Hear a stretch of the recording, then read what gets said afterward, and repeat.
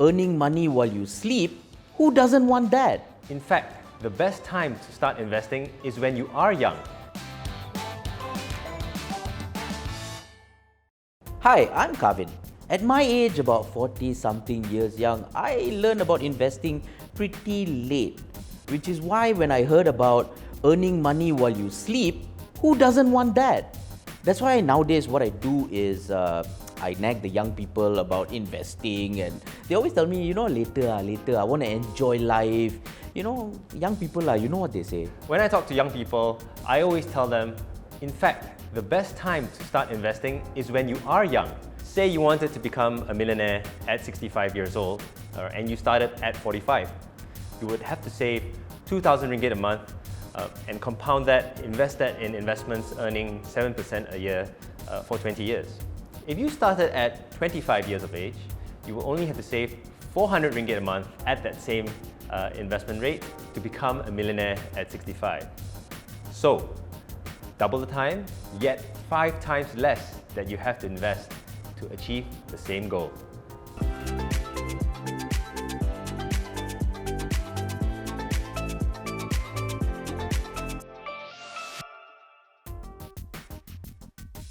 Yes, as early as you possibly can, you should try to start investing.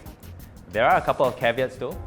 The first one is, if you don't have an emergency savings fund yet, you might want to start thinking of building one first. It's a set of money that you keep aside to cover for emergencies, somewhere between 3 to 6 months of your monthly expenses. That should get you sorted. The second caveat before you start investing is to make sure you've got your insurance coverage sorted. You never know if injury, illness, or death may wipe out your saving and investments with one fell swoop. You see, Ravin, if you don't want to take the advice of your uncle, then maybe listen to a certified financial planner instead.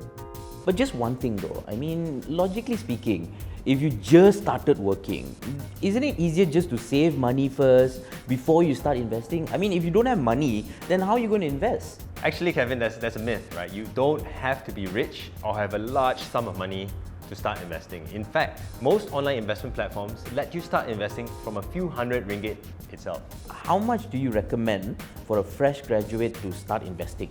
Honestly, as much as humanly possible, right? You've got to start somewhere. For me, most people will say, hey, look, save 10% of your salary, right? That's a kind of classic advice. But I'd say, why should you stop there, right? To give everyone an example, if you saved 50% of your salary a month, you could retire in 15 years. So I think for many people, right, when I say many people, it's just me that, the first thing we hear about is fixed deposits. Because to be fair, investments are risky, but fixed deposits are somehow safe because, there's a fixed interest rate and they say it's high returns and stuff like that. And confirm you can get money back, right? First and foremost, the thing to note is that every single investment comes with some risk, right? But hopefully for a higher risk that you take, you get higher returns, right? And then secondly, when it comes to fixed deposits, most people read high interest. I actually read it as low returns. You're getting returns so low that you confirm lose to inflation over time. So that's confirmed, right? To give everyone an example, over the last 5 years, fixed deposit rates have actually been below inflation rates, right? Which means if you left your money in the bank, many years out of these 5, you have actually had less money effectively than you started out with, right? To give everyone a classic example, inflation rates in 2016 were 5.3%, right? And I think most people would know that fixed deposit rates have not been anywhere near that high. What you need to do, start investing, try to get that 5% or more, and beat inflation over time. But there are actually a lot of investments out there. One of them is unit trust funds. Now, would you recommend a unit trust fund for a beginner?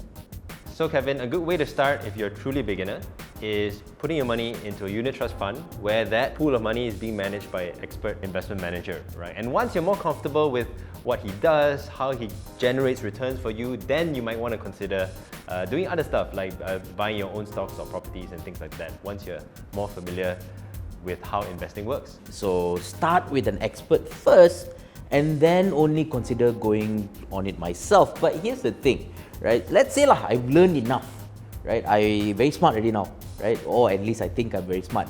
So where do I start with unit trust funds?